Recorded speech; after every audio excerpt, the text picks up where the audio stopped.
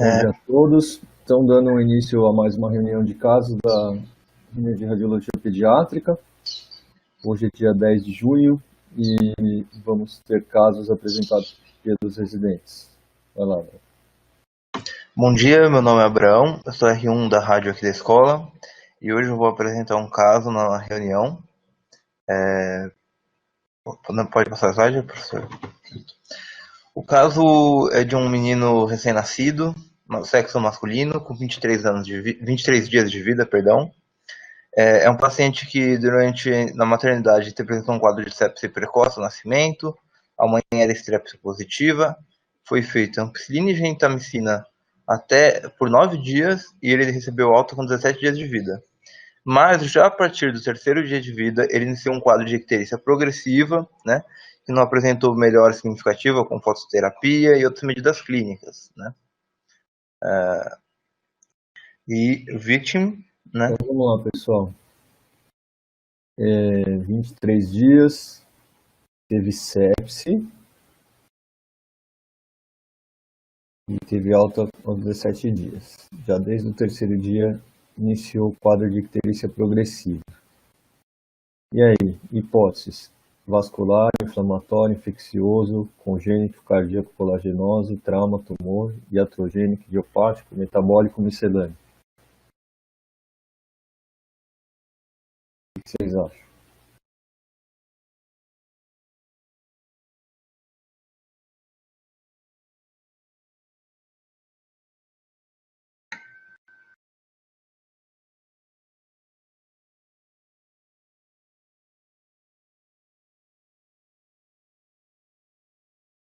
Infeccioso, metabólico, congênito.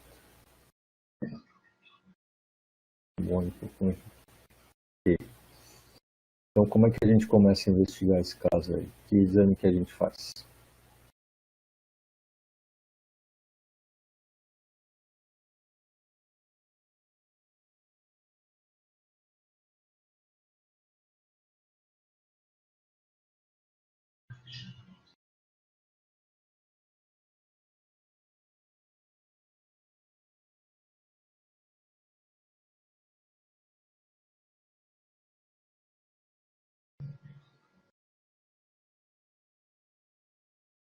Laboratório. Vamos ver o que tem. Laboratório. Tá aí. O Lucas pediu o laboratório. Posso interpretar o laboratório, professor? O Abraão, coloca aí destacado o alterado, sempre em vermelho, tá? Ah, tá bom. Vai lá, fala. Não, a gente vê uma bilirrubina nas totais muito alterada para uma criança da idade dele, né? Nesse momento, com 26 dias de vida, né?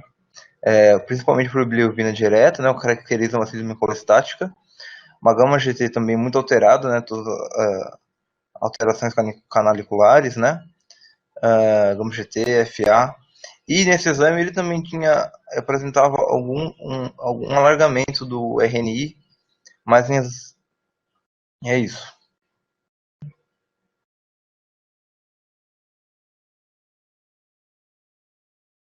O que é esse RN aqui? RNI tá normal. E aí RN tá. É relação normatizada. É o TTPA. Ah, tá. Então, E agora? O Lucas que pediu o exame, o laboratório. O Marcelo também, a Marília também. Ajudou, atrapalhou? Vocês tinham falado congênito, metabólico, infeccioso.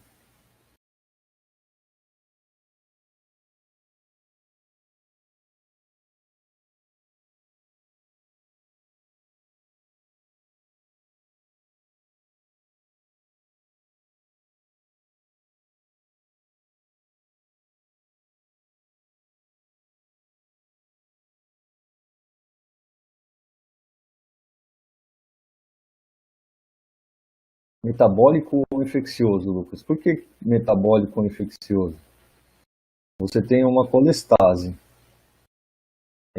Infeccioso vai aumentar a bilirrubina direta, principalmente. A primeira coisa que a gente pensa é e uma causa obstrutiva, né? Nesse caso agora, com esse laboratório.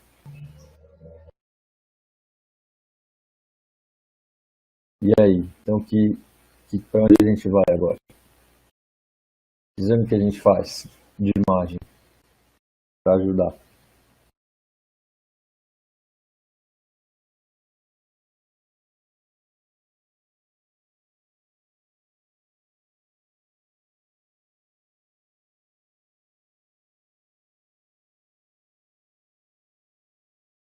Então, vamos lá.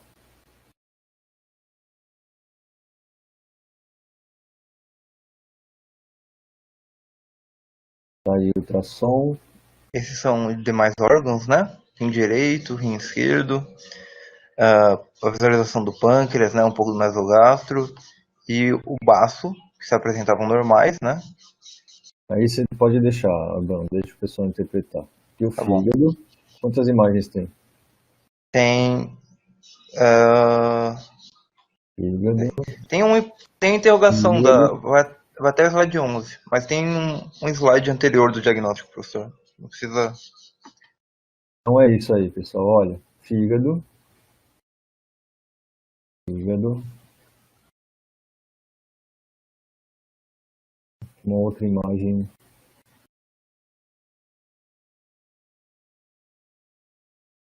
Vocês acham? Ajudou, atrapalhou? Dá para fazer algum diagnóstico?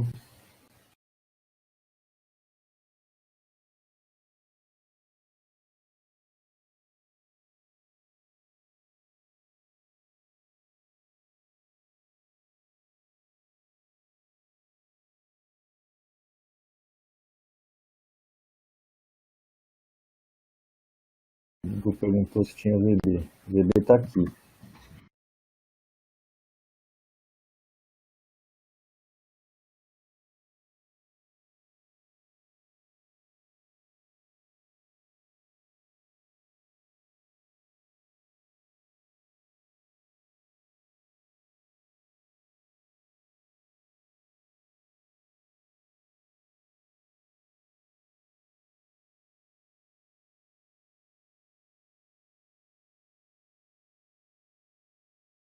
O que vocês acham disso aqui? Ó?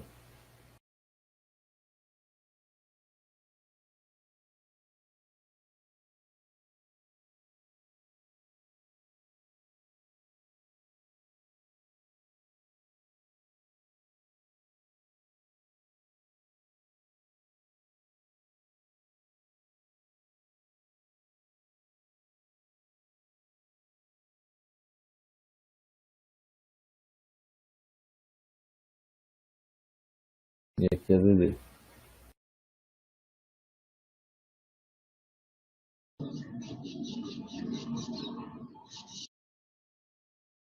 Não, dilatação não tem não, Raquel. Mas tem sinal do cordão sim. O que é o sinal do cordão?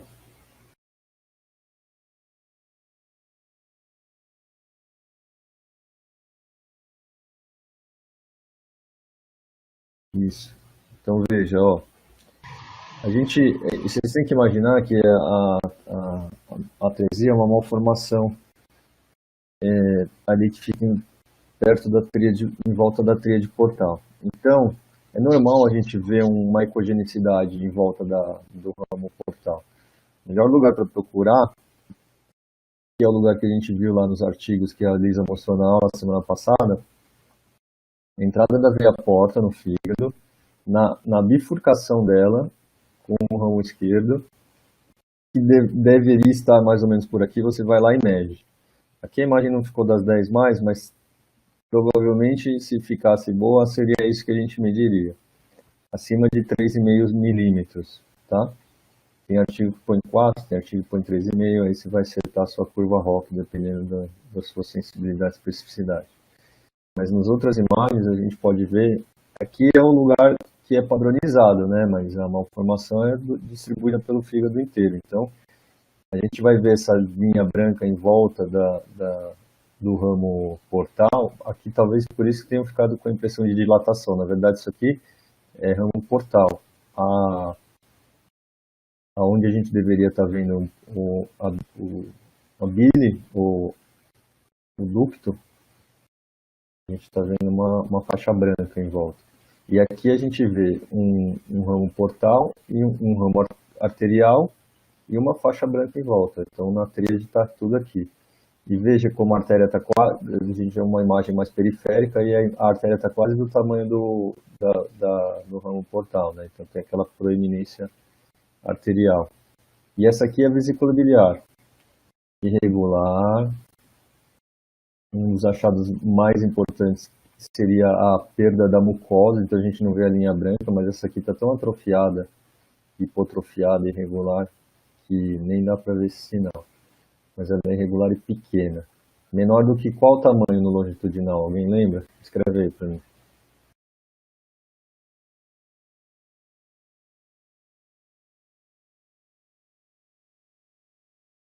Ninguém lembra, Abrão? 0,17, não é? Não. O comprimento dela, Tem gente que fala normal. 0,25. Não, 0,20, não. Comprimento longitudinal, não. 0,25 é. Isso, 1,8. Ah, tá. Mais ou menos por aí. Então ficamos com o quê? Deixa eu ver o que tem nos outros slides. Raio-X. Ó, o Abrão fez certinho, hein? Eu explico isso para todo mundo, ninguém consegue fazer. Aí eu clico aqui e vai lá para toma. Vai lá. Clico aqui e vai para o raio-X. Aí sim, e aqui, diagnóstico. Perfeito. E aí? Estamos com o quê?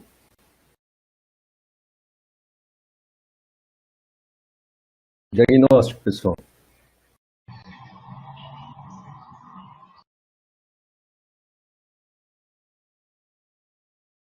Tem diferencial, além da atresia de vias biliares?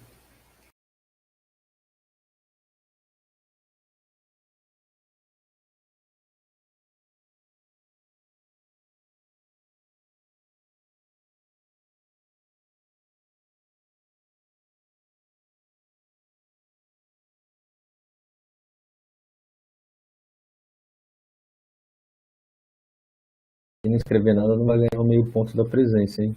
Tem que participar em alguma resposta. O Renan me manda tudo depois, o chat inteiro, a lista inteira.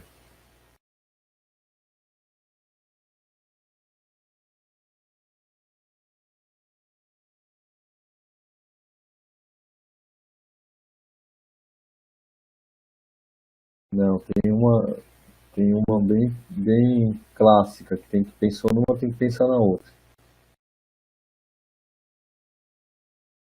O Gabriel vai falar, vocês vão acertar. Será? Vai lá. Alagil, então, professor, o caso era mesmo uma atresia de vias biliares, né? Essa criança foi operada com aproximadamente, acho que 30 dias. Foi abordada, fez uma cirurgia de Kasai, a cirurgia pediátrica. E só relembrar os principais achados na atresia biliares, né? É uma icterícia progressiva colestática em neonatos de início tardio, né? Geralmente se manifesta lá para a segunda semana de vida. O diagnóstico é principalmente pela ultrassom mesmo, principalmente para excluir outros diagnósticos diferenciais neonatais, né? Como a Alagil, no caso. Além disso, o que a gente pode encontrar? O sinal da vesícula fantasma, que é ou a ausência ou a anomalia da vesícula biliar, né? A parede pode estar irregular, ela vai estar menor. E o nome faz referência justamente à dificuldade de se achar a vesícula no fígado dessas crianças, né? O cordão triangular, também, que é bem específico, na verdade, é um resquício fibroso, né? E você vai ver ele como um tecido ecogênico anterior à veia porta. Além disso, você também pode encontrar a proeminência da artéria hepática, né? Vai ter uma relação maior do que 0,45 com relação à veia porta. E você, nesse exame, vai ter que encontrar uma ausência de não tem a dilatação de vias biliares. E o parênquima hepático, tipicamente é normal, né? Mas é lógico que com a progressão da doença, as crianças vão desenvolvendo uma cirrose. Pode passar, professor? Vou mostrar as imagens. Aqui é um Aqui a gente consegue perceber o cordão triangular, né? Um sinal, triângulo, ou então pode se chamar também de cone fibroso, né? Que está aqui a porta e bem anterior à porta essa hiperecogenicidade, né? Vou passar, professor. Aqui uma vesícula fantasma, né? Você vê como ela é hipodistendida, menor. Essa aqui já nem é tão mais irregular quanto a do exame. Aqui a gente percebe a proeminência nas setas grandes, nas setas gordas, uma proeminência da artéria hepática, né? Dissociamos direito e esquerdo. A vesícula fantasma também. E tem até um sinal na seta preta, um sinal do cone fibroso, né? Do cordão triangular. Então, para isso, muito obrigado. Eu queria só revisar os principais achados, né? E fazer os diagnósticos diferenciais. É isso aí. Bom, é a Lagile, Lucas, você acertou. Vamos lá para outro caso. Obrigado, Abrão. Obrigado, professor.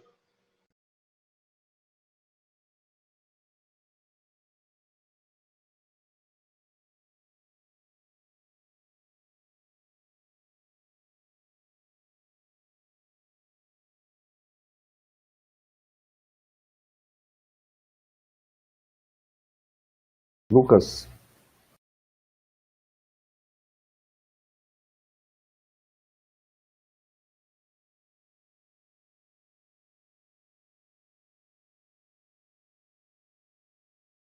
Bom dia, pessoal.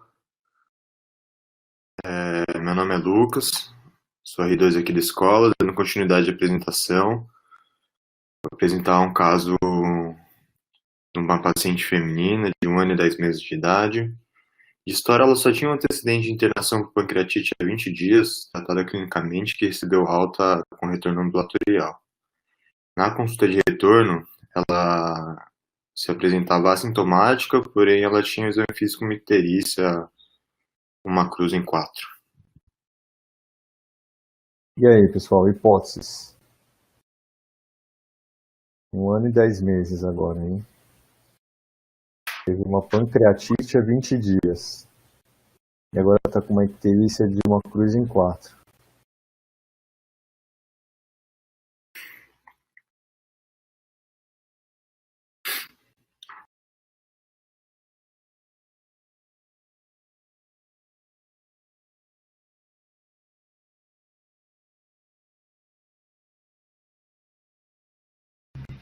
Congênito.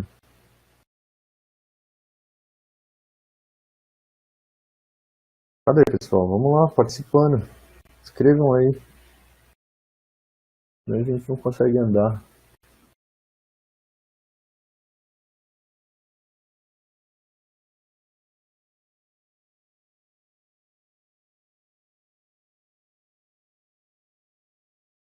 Congênito.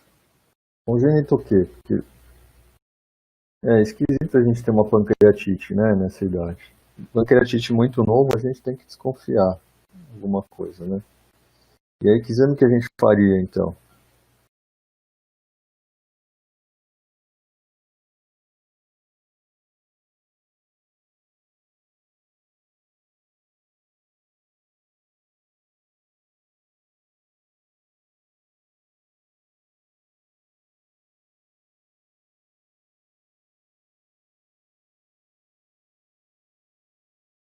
Ultrassom. Vamos ver. Vamos ver se tem laboratório. Tem laboratório antes. Vai lá, Lucas. Diante dessa icterícia, o pessoal lá no ambulatório decidiu coletar exames de sangue, né, que vieram com um aumento de bilirrubinas totais às custas da dieta, um aumento de enzimas pancreáticas, amilase e lipase, de enzimas canaliculares e de transaminases. Então a gente tem aí, por esse exame,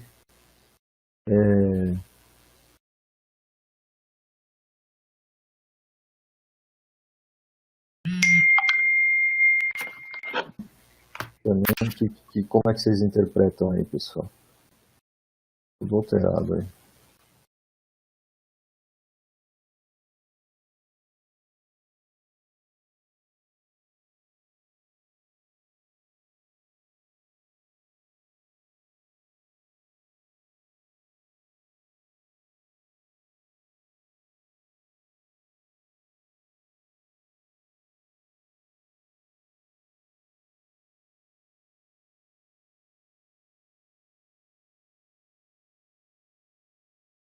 Isso. Obstrutiva, mas aí tem mais outras coisas, né? Porque a gente tem obstrução, mas também tem alteração de enzimas hepáticas, então pode ter alguma doença no hepatócito, tem doença do pâncreas, enfim, canalicular, tem de tudo aí. Vamos lá, vocês pediram ultrassom, então aí está, ultrassom.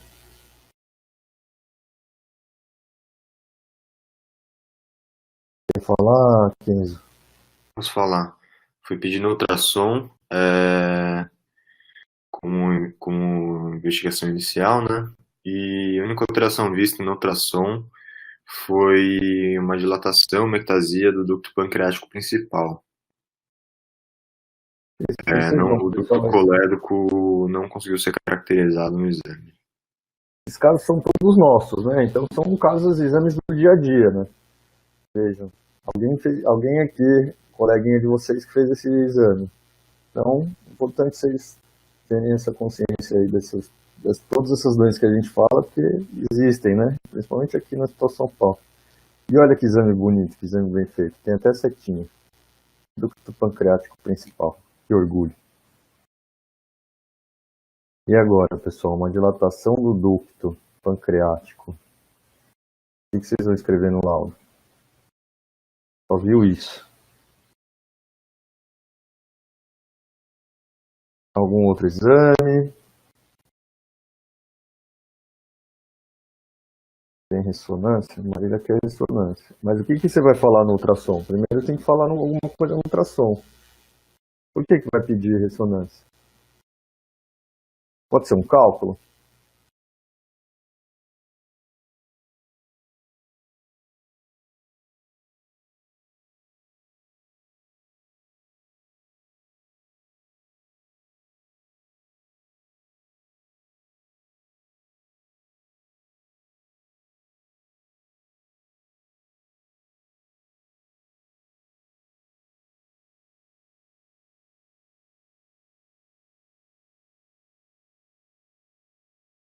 Para mim parece que múltiplos usuários estão digitando e eu fico na expectativa. Deve estar escrevendo um livro. Igor, ectasia do ducto pancreático, todo o trajeto, calibre de tanto, sem caracterização do fator obstrutivo. O léduco normal. A ultrassom só foi visto uma dilatação do ducto pancreático mesmo. Não foi dito nada sobre vias intraestepáticas. Tá, então é importante isso. Pode ter cálculos sem ter hepatocolédoco ter sido visto, né, Raquel? Então talvez não tenham visto. A gente não sabe se não viu e ele estava dilatado. AVB pode ou não ter cálculo, depende, né? Às vezes eu tinha uma calculinha só que passou, às vezes foi embora e deixou um edema da papila do adenal e por isso dilatou. Eu não gosto de escrever sem caracterização do fator obstrutivo em nenhum momento, Igor, porque toda dilatação ela pode ser obstrutiva. Quando você escreve sem caracterização do fator obstrutivo, você está, para alguns, levando à interpretação de que não é obstrutivo. Essa frase, assim, sem caracterização do fator obstrutivo. Não raro, eu já vi isso várias vezes, a pessoa fala assim, ó, e no laudo veio que não é obstrutivo. Aí eu vou ler, está escrito essa frase, sem caracterização do fator obstrutivo. Eu entendo a pessoa pensar isso, porque está escrito mesmo, né? Mas o que você quis dizer é que você não viu o que está obstruindo. A pessoa interpreta assim, eu não acho que é obstrutivo. Então eu não gosto de escrever, eu escrevo o que eu acho, por exemplo, sem caracterização de cálculo. sem caracterização disso, de tumor, enfim, de qualquer coisa nesse sentido.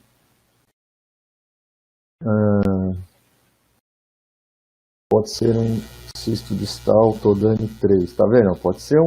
Poderia ser um cisto de colédoco fazendo uma dilatação, como o Léo Marques colocou, poderia, e aí a gente vai dizer que é obstrutivo, não é obstrutivo. O cara pode interpretar assim, então, o cara falou que não é obstrutivo, então é um cisto de via biliar. Mas você não sabe, não foi isso que você quis dizer. Tem que ver se o pâncreas era divísio. Bom, exames a gente faria então. Vocês falaram ressonância, raio-x não tem, tomo fez. O Lucas colocou umas setinhas aí. Foi você que colocou no ultrassom lá as setinhas também? Não, no ultrassom foi do exame mesmo, aí eu que coloquei. Bom, aí ele está apontando a dilatação das vias biliares e do ducto pancreático, então parece até que tem, né, dilatação. Sim, tem essa dilatação das vias intra, sectasia das vias intra e do colédoco, além da dilatação do ducto pancreático principal. Ele deve ter feito a tomo por causa do quadro de pancreatite, provavelmente, né, porque para ver as vias biliares a gente iria direto para ressonância. Quer falar aí, Ken? Falo. Então, na ressonância, a gente caracterizou melhor esses achados da tomo. Esses são alguns cortes axiais de uma sequência ponderada em T2, né? Que a gente vê uma dilatação realmente do ducto pancreático principal, e dá para ver até que tem um ducto pancreático acessório um pouco anterior a ele. A gente consegue ver nessa foto do meio também que há dilatação de vias intrahepáticas. E na foto ali mais da direita a gente consegue ver essa dilatação do ducto colédoco, e dá até para ver também uma pontinha do ducto pancreático principal ali dilatado. Eu falei da tomo para pancreatite, na verdade, assim, a ressonância serviria, né, para gente. É que no contexto de pronto-socorro acaba sendo um exame mais rápido de fazer a tomografia, mas a gente não precisaria ter feito de forma alguma, ter feito só a ressonância. E para colocar tudo no mesmo bolo. Oi. Tem mais um slide para frente com uma outra imagem da ressonância. Isso. Essa imagem é uma sequência colangiográfica, né, que é basicamente uma sequência pesada em T2. E aí a gente conseguiu caracterizar nessa sequência que tem uma inserção anormal do ducto pancreático distal no ducto colédoco, e eles formavam um canal único longo, dilatado, ectasiado, tortuoso. Então vejam, né? O ducto pancreático ele tem que inserir juntinho aqui, ó. Ele tem que vir aqui e fazer assim, ó. Então ele vinha e inserir aqui. Não tem problema nenhum inserir aqui. O problema é isso aqui depois, ó. Fica muito longo esse cano aqui e em geral mal formado. E aí isso aqui funciona como obstrução. Só uma coisa, no ultrassom, o que aconteceu? E só viram isso aqui, ficou bonito, bem feito e não viram o resto. Tem alguma coisa para a gente fazer, para a gente ver isso aqui que a gente não viu? O que vocês fariam no ultrassom? Tá só você lá, você tá, né, só você sozinho na cidade, você tem o melhor aparelho de ultrassom. A única ressonância que tem na cidade é do seu concorrente, você não quer levar para lá toda vez, você nunca faz diagnóstico, sempre tem que ir na ressonância do cara. Você quer matar no ultrassom, o que você faria?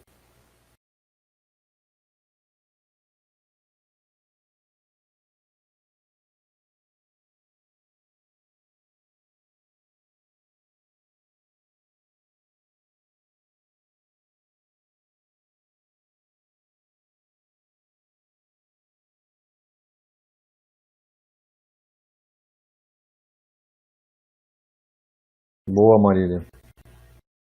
Para ver qualquer coisa que está ali nessa região, é melhor o exame, igual para pesquisa de pylori. Você pede para amamentar com calma, mama tudo que tem para mamar, espera rotar, aí deita, faz com a criança mais calma, sem agitação, sem choro, sem gás ali naquela região, e sempre olhando a janela do fígado. Não olha de baixo para cima, porque de baixo para cima com o transdutor você está pegando o intestino. Olha de cima para baixo, pega o fígado para mirar naquela região.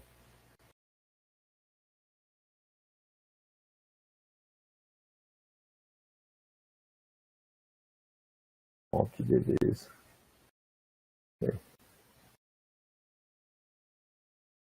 Agora eu vou testar todos. Muito bom. Então aí ficamos com o que de diagnóstico?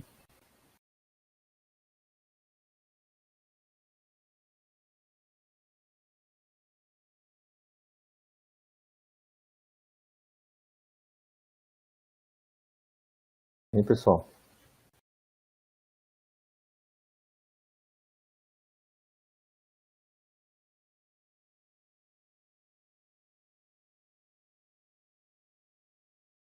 Ninguém? Boa, Felipe.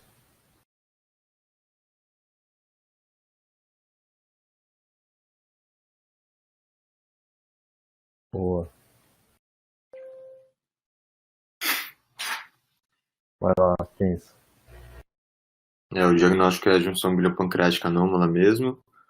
É uma malformação congênita na qual os ductos pancreático e colédoco, a junção deles acontece fora da parede duodenal, geralmente formando um canal, um ducto longo comum. Esse desenho esquemático aqui da esquerda mostra o normal, né, que é esses ductos se juntando ali na parede do duodeno, na papila maior, formando o esfíncter de Oddi. Já na junção biliopancreática anômala, que é o que está esquematizado à direita, eles se juntam antes. Dessa forma, o esfíncter de Oddi ele não funciona bem.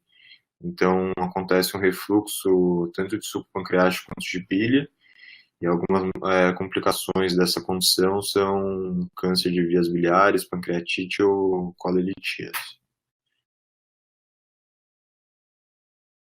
Tem alguns tipos, né, dessa doença. O tipo pode ser estenótico, que é uma estenose do ducto colédoco distal. Tem o tipo B não estenótico, que não há estenose. O tipo C dilatado, em que há uma dilatação do ducto comum, desse ducto comum que se forma. Ou o tipo D, que é o tipo complexo, em que tem uma junção meio complicada de um emaranhado de ductos. Os exames de imagem são muito importantes aqui no diagnóstico dessa doença, já que o diagnóstico se baseia basicamente ou nos achados de imagem ou na visualização direta durante a cirurgia. E os achados de imagem vão ser a visualização de um ducto comum longo ou funcional normal entre os ductos pancreático e colédoco, que pode ser visto na colangio-RM, na colangiografia ou até na tomografia. O ultrassom ele costuma ser inespecífico, mas pode ser um primeiro exame aí, um rastreio para a gente pensar nessa doença. Geralmente esse negócio de ultrassom ser inespecífico são artigos em geral americanos ou mais antigos, né? Porque o ultrassom a gente consegue fazer todos os diagnósticos e tem cada vez mais sido usado para tudo isso. Então dá para fechar no ultrassom. Beleza. Aqui algumas imagens da literatura, em que a primeira imagem aqui, a da esquerda, a gente vê que acontece essa união do ducto colédoco e do ducto pancreático fora da parede do duodeno. E à direita a gente vê que nessa colangiografia que tem essa junção ali longe da parede do duodeno, e na tomografia a gente consegue ver que tem um espessamento parietal aí do ducto colédoco, gerando uma obstrução dele, e um realce desse espessamento parietal meio irregular aí, que veio a ser um colangiocarcinoma. Interessante. E esse outro caso, também foi feito um ultrassom aí, que viu esse espessamento parietal da VB meio irregular, uma tomografia com esses mesmos achados, e também ali, depois que a gente viu que tem uma junção pancreatobiliar anômala ali, uma junção do colédoco e do pancreático fora da parede do duodeno, e esse espessamento anômalo veio a ser também um câncer de VB. Aí só uma colangierreme mostrando os mesmos achados. Beleza. Valeu, muito bonito, hein? Apresentação. Valeu. Hoje tá muito bom. Vamos lá. Agora, pessoal, temos mais 2 casinhos naquele novo modelo que eu falei. São 4 casos, 2 ou 3 do assunto da semana e 1 ou 2 do melhores da semana do estágio de quem está rodando. Então,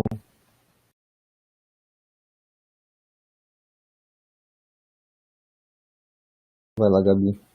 Bom dia, pessoal. Meu nome é Gabriela, eu sou R3 aqui da escola e eu trouxe o caso mais interessante da semana. No caso, a gente tem um paciente de 15 anos, do sexo masculino. A mãe refere que desde os primeiros dias de vida, o paciente apresentava risadas seguidas de sonolência. Ele apresenta episódios em que ele grita, ele fala frases desconexas, fica confuso e apresenta uma sonolência após. A mãe refere que percebe a diferença das risadas de quando o paciente está em crise ou quando não está. O paciente tem queixa de alteração de memória e atualmente ele apresenta cerca de 20 episódios de risadas ao dia. No desenvolvimento neuropsicomotor, ele andou com 1 ano e 10 dias e falou antes de 1 ano. Hipóteses. Ah, legal, você trocou a figurinha aqui. Falei para todo mundo que pode trocar, você foi a primeira. Pode colocar foto de vocês, nem vocês faziam mais, sacaneando o coleguinha. E aí, pessoal, 15 anos, risadas seguidas de sonolência. Grita, fala frases desconexas, fica confuso e apresenta sonolência após. O que está sendo descrito aí?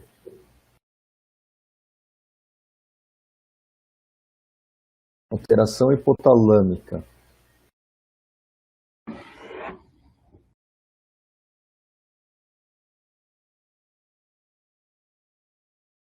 O que está sendo descrito aí, Raquel? Você que falou isso, ou qualquer outra pessoa. O que está dizendo? Ó, mãe refere desde os primeiros dias o paciente apresentava risadas seguidas de sonolência. Crises e depois pós-ictal. Boa. Crises. Alguém lembra o nome dessa crise? Crise o quê? Com essas risadas. Vocês assistiram Coringa? Isso. Aquela risada do Coringa, aquela risada imotivada que ele dá no filme. Isso. Como se fossem essas crises elásticas, né? Isso aí é diagnóstico de quê? A gente pensa no quê?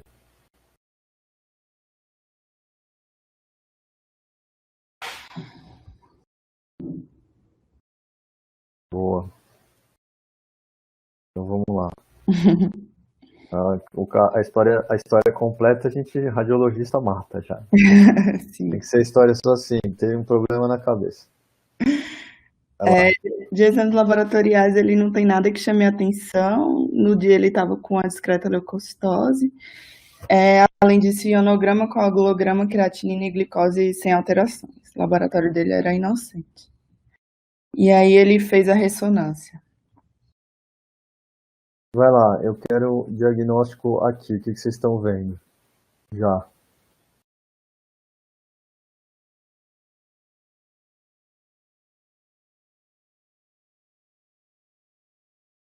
Confirma, não confirma. Dá para ver. Não sagital T1. Um corte.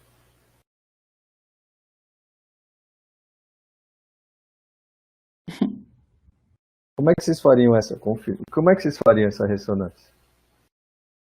Você está lá na sua cidade, você agora estava só com tração, você comprou a ressonância para concorrer com o seu amigo. E aí você está querendo fazer render seu aparelho. Você tem essa história. Como é que você faria essa ressonância?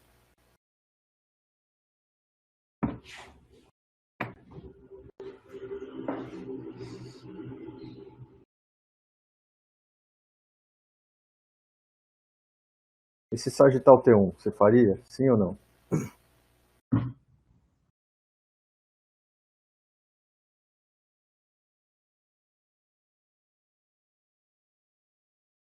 Sim, por quê?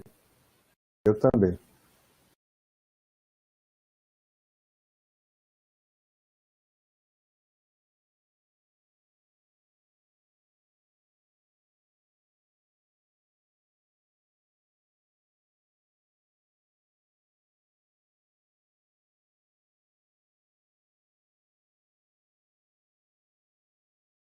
Sim, dá para ver a massa, mas o T1 é o mais importante para a gente ver a neurohipófise, né? Que a gente vê ela aqui e com hipersinal. T1 é o melhor de ver ela.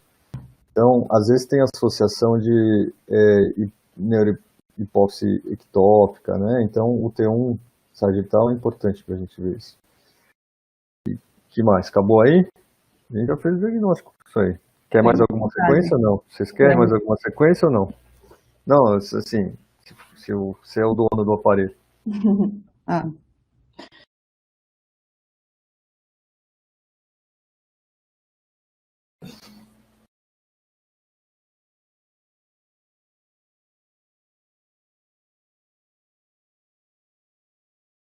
Um pós-contraste, vai bem. E um flarezinho do crânio, né? Pra ver se não tem mais nada no resto. Só essas três aí você tá com o exame completo. Você não tem tempo para fazer o exame, tem que encaixar entre exame e outro. Aqui é bem, só essas três. O sagital T1, o axial flare e um pós-contraste. O que a gente vai ver nos outros? Ó, vai lá. Pode falar, Gabi. então, volta na imagem anterior. Então, aí a gente tem uma lesão nodular homogênea, né, de contornos regulares, localizada na região hipotalâmica. Ela fica anterior aos corpos mamilares do mesencéfalo, e no T1 ela tem o isossinal. Aí pode passar. No T2 e no FLAIR, geralmente ela vai ter um sinal intermediário. E no sagital T1 pós-contraste, a gente vai ver que a lesão não tem realce. Ou seja, né? Fez aí um T2 a mais, talvez, tudo bem, tem problema. Mas a gente vai pegar o exame, né? Isso aí foi o que a Gabi trouxe, mas se for pegar o exame, tem 6.787 imagens, com certeza. 3 horas sentado na máquina. Aí uma antifusão mostrando que a lesão não tem restrição à difusão. É uma hematoma, né? É uma desorganização tecidual, não tem por que ter restrição. Vai lá. Isso é um amartoma hipotalâmico. O quadro clínico do amartoma geralmente vai ser um lactente com epilepsia, como vocês falaram, crises elásticas, ou ele pode ter puberdade precoce. É uma doença que leva a comorbidades cognitivas e neuropsiquiátricas. É comum na história ter filhos mais velhos com puberdade precoce, paciente geralmente alto, acima do peso e com idade óssea avançada. A forma, o tamanho do amartoma costumam predizer os sintomas e a apresentação. Então, se a lesão for muito grande, céssio, o paciente pode abrir o quadro com convulsões, e se forem pequenas e peticuladas, pode começar só com a puberdade precoce central. Aqui um esquema mostrando alguns achados de imagem, é uma lesão não neoplásica, né? O amartoma é uma heterotopia da massa cinzenta congênita, é uma massa hipotalâmica contígua ao tubérculo cinéreum. Ela fica localizada entre os corpos mamilares e o infundíbulo, pode ser céssio ou pedunculado, o tamanho vai variar e é similar em densidade e intensidade de sinal à substância cinzenta. Os principais achados de imagem vai ser uma lesão que vai ser isointensa no T1 e ela pode ser um pouco ou hiperintensa no T2 e no FLAIR. Quando a lesão é grande, ela pode ser heterogênea, ela pode conter cistos e não vai ter nenhum realce no T1 no pós-contraste. Então, aqui a gente tem um esquema da literatura. No T1 a gente vê uma lesão isointensa e ela não tem nenhum realce no pós-contraste. Aqui mostrando um sagital T2 de uma lesão da literatura também, só mostrando que ela tem um pouco de hiperrealce no T2. Diagnósticos diferenciais de lesão nessa topografia. A gente pode pensar em craniofaringioma, que é a massa supracelular mais comum nas crianças. A segunda massa mais comum na pediatria seria o astrocitoma quiasmático ou hipotalâmico. Pode ser uma hipófise posterior ectópica, mas nesse caso ela vai ser hiperintensa no T1. Um lipoma também vai ser hiperintenso no T1. E um germinoma, que é um espessamento, um aumento anormal do pedúnculo hipofisário, em vez de ser do tubérculo cinéreo. Muito bom, muito bom. Parabéns para vocês todos. A Frânia também trouxe um casinho interessante da semana aí, de os R1s matarem, hein? A Frânia, Abrão. Eu falei, nossa, alguém de fora? A Frânia é da minha turma.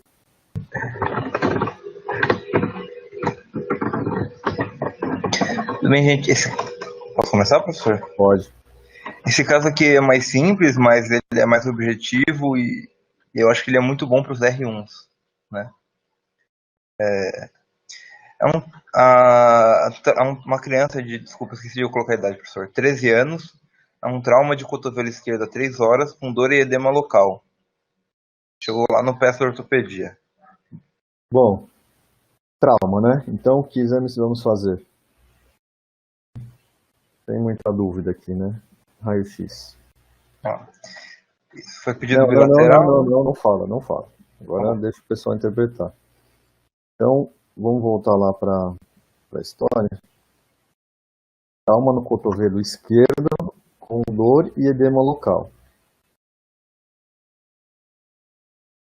Tem 3 imagens, viu, professor? Pessoal, 3 imagens? Tá bom. Então vamos lá, ó. Essa é a primeira. Eu entendi a segunda. Essa é a segunda. E essa é a terceira. Quero que vocês falem tudo que vocês sabem sobre essas imagens aí que vocês estão vendo. Primeira, segunda, terceira.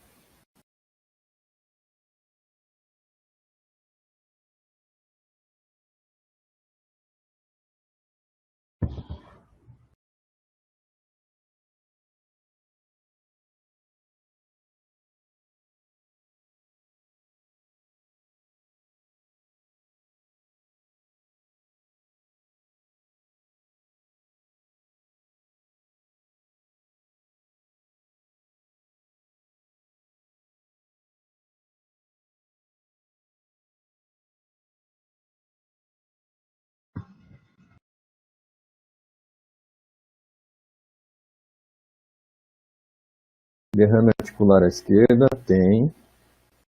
Luxação húmero, rádio. Não diria não. Aparentemente a posição dos ossos está simétrica.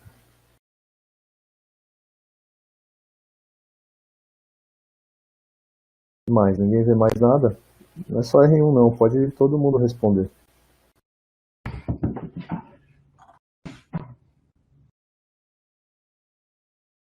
Edema subcutâneo, tem um baita aumento de moles. E aí, pessoal? Ajudem aí. Tá me corrigindo? Tem uma linha de 6 anos. Eu vou botar no slide. É, melhor, você corrige lá no drive. Tem uma linha de fratura. Muito bom, Henrique.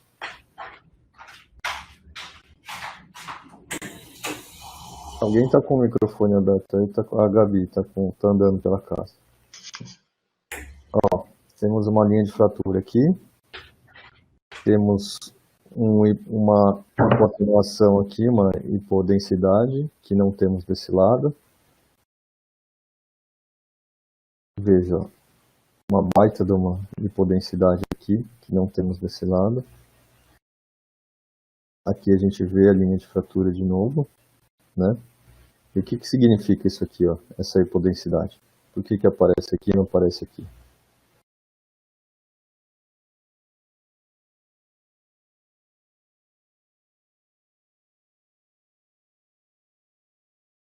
Isso, tem um derrame, e aí o derrame empurra a gordura que fica ali na fossa do olecrano para fora.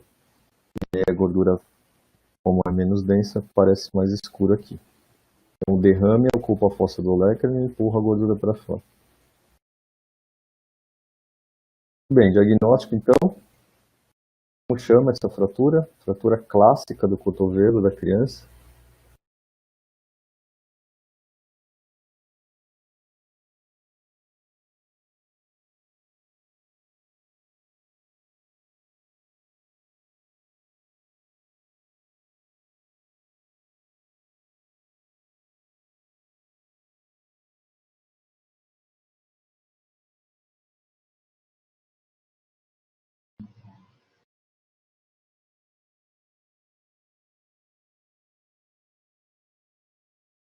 Vamos lá, pessoal.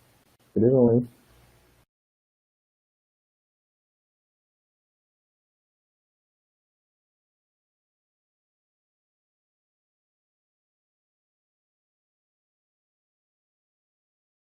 Ninguém?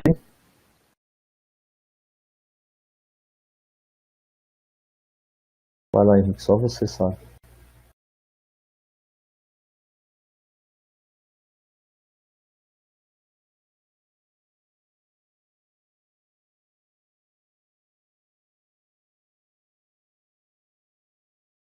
Isso. Uma fratura supracondiliana, né, na verdade. Vai lá. Então, esse é o laudo, uma fratura supracondiliana do húmero esquerdo, não tem desvio de fragmentos. Tem esse sinal do derrame articular, né, chamado sinal do coxinha gorduroso, nesse caso posterior. E tem a classificação de Gartland. Nessa fratura entra como Gartland 2. Pode passar, professor?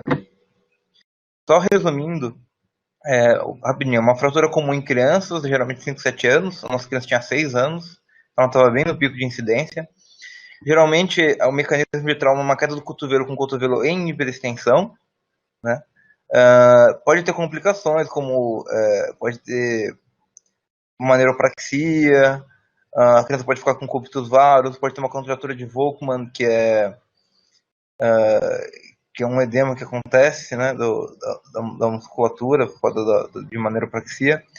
E o importante, principalmente nesse caso para mim, foi o conhecimento da anatomia da pediatria, né, a ossificação e fusão, para não acontecer como eu e algum R1 também achar que o capítulo aqui, ó, podia ter algum sinal de fratura, mas na verdade isso é da ossificação que ainda não está completa. Aí tem esse mnemônico que chama Critói. Você pode decorar tudo, ou abrir na hora de você estiver interpretando o exame, que nessas imagens à direita, que mostra a idade de ossificação e fusão, um pouco mais detalhado, ou então você pode usar esse mnemônico. Pode passar, professor? O mnemônico é Critói. Aqui desconfigurou, mas enfim. O mnemônico se refere Critói a capítulo, a cabeça do rádio, né? Epicôndilo interno, tróclea, olecrano e epicôndilo externo. O externo pode ser o lateral. E aí você vai fazer uma regra de contagem, né? Que é 1, 2, 5, 7, 9, 11. Você começa do 1 e vai somando 2. Tem outras regras, essa é a mais simples e mais fácil de usar. Daí você associa ao mnemônico. Pode passar, professor. Então, só para explicar que o Abraham está falando, isso aqui é a idade de aparecimento. Então, vai no ímpar aqui. 1, 3, 5, 7, 9, 11. Isso. E daí, com a idade, a criança vai mostrando. Isso dá ossificação, né? Vai ossificando Então, capítulo, cabeça do rádio, rádio, côndilo medial, côndilo medial, e epicôndilo criptoitróclea e côndilo tróclea, lateral. olecrano. Isso. Olecrano, côndilo lateral. Então, no nosso aqui, já estava capítulo, rádio, côndilo medial, tróclea. Ah, não, o côndilo medial está aqui, né? E o côndilo não se ficou ainda, mas tem um côndilo. Então, capítulo, rádio, Um interno, não dá pra... é o interno, então seria 1, 3, 5. Isso. Bate aí com 6 anos. Por aí. Pô. Então, daí a classificação de Gartland, né? Ela é muito boa para a ortopedista também definir como que vai ser o tratamento, né? O tipo 1 é a fratura sem desvios, que não era o nosso caso. O 2 é quando tem um desvio, mas o córtex posterior ainda está intacto, né? Ainda tem uma união no córtex posterior. E o 3 é quando tem um desvio completo. Lembrar também o sinal do coxim gorduroso. E pode passar, professor. Também tem um sinal bom que é a linha humeral anterior. Por exemplo, aqui na 1, esse aqui é uma fratura supracondiliana Gartland 1, né? Não tem desvios. E dá para ver aqui que também, se traçar uma linha humeral anterior, ela vai ficar mais ou menos no terço anterior e médio aí do capítulo, né? Indica que não tem desvios. No nosso caso, se vocês voltarem na marca, vocês vão ver que tinha desvio, mas tudo bem. No segundo, pode passar, professor? Esse aqui é a completa, né? Você vê que você passa uma linha humeral anterior e, assim, completamente desviado, né? Não tem... É uma fratura completa aí. É Muito isso. bom. Ficou muito bom. Parabéns aos três aí. As apresentações ficaram muito boas. Casos bonitos. Acho que ficou melhor assim o formato, né? A gente não correu, discutiu bem, discutiu 2 casos do tema, 2 casos fora do tema. Vou aproveitar legal. Então é isso, pessoal. Obrigado, Abrão, Gabi, Kenzo. Obrigado a todos aí que participaram. Tenham um bom dia. Obrigado, Até professor. mais. Bom dia. Valeu.